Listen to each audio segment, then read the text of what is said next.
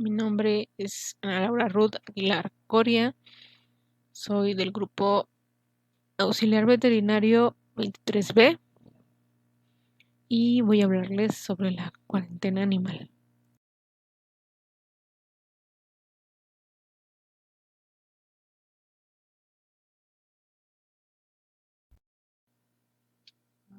¿Qué es la cuarentena? Es cuando alguien o algo llega a un lugar nuevo. A menudo se requiere un pequeño tiempo fuera del radar.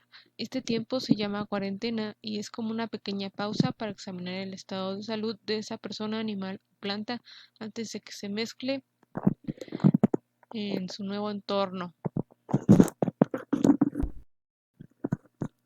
Durante este proceso se hace una evaluación del estado normal de la especie con la que estamos trabajando, es decir, conocer conductas, hábitos, estados fisiológicos y condiciones generales que permiten identificar que un animal se encuentra aparentemente sano.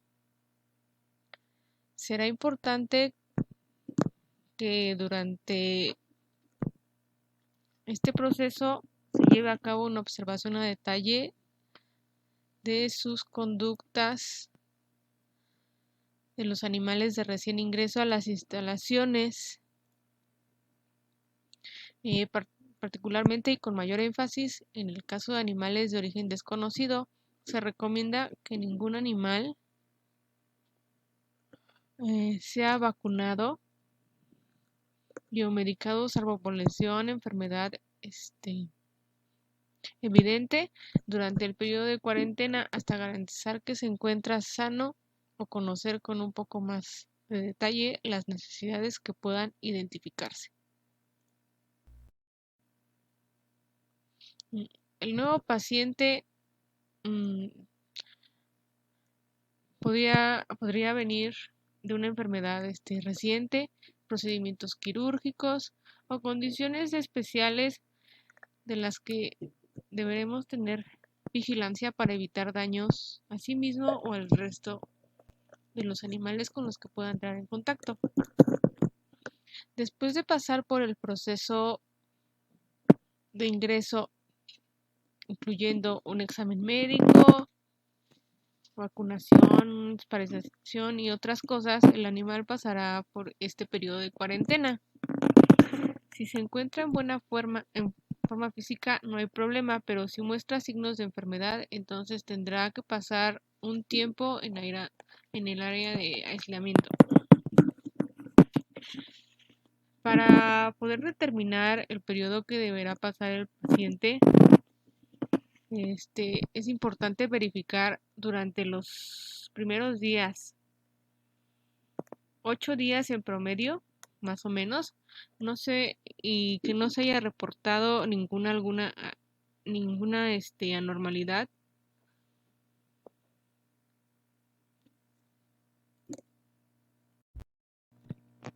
Para poder determinar el periodo que debe pasar un paciente en cuarentena o adaptación, será importante verificar que durante los primeros días, es decir, un aproximado de 8, no se reporte ninguna anormalidad.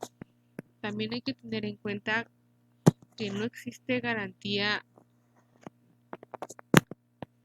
después de este periodo que el animal no se encuentre enfermo. Por eso se necesita hablar con sus dueños o con las personas que están a cargo del animal, que estén al pendiente si después de este tiempo empiezan a notar algún cambio en el animal. Durante este tiempo,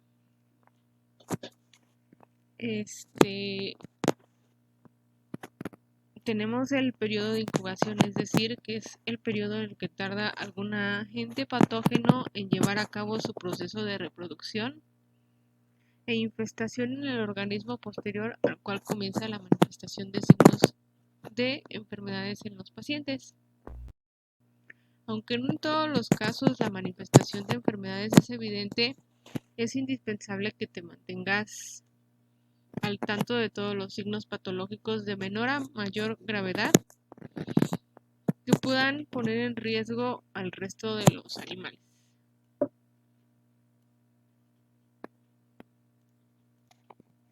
Cabe destacar que durante el proceso de cuarentena necesitamos tener personal a cargo de la tarea. Necesitamos realizar el procedimiento de primer ingreso, un procedimiento en caso de detección de algún padecimiento infeccioso, no infeccioso o condición fisiológica en particular. También necesitamos procedimientos en caso de no detectar padecimientos. El tiempo que permanecerá en observación, procedimiento en caso de fallecimiento, descripción o listado de posibles manifestaciones de enfermedad, descripción o listado de padecimientos posibles,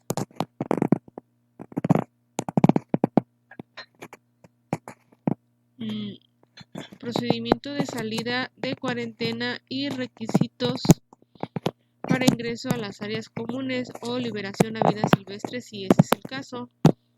Necesitamos procesos de adaptación en caso de que así lo requiera la especie. Cuando un animal se encuentra en cuarentena, puede empezar a padecer estrés, es decir, el periodo en que el animal se enfrenta a estímulos externos que pueden sobrepasar su capacidad de respuesta y adaptación. Todo esto puede aumentar el nivel de cortisol en el animal y repercutir en la capacidad de respuesta de la defensa de un organismo, en sus mecanismos de defensa internos.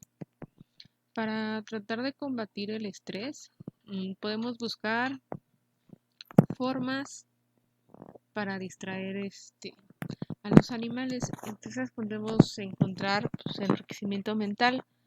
Si usamos juguetes, hay que recordar que deben ser exclusivos de esa jaula y deben ser eliminados o desinfectados al final de su cuarentena.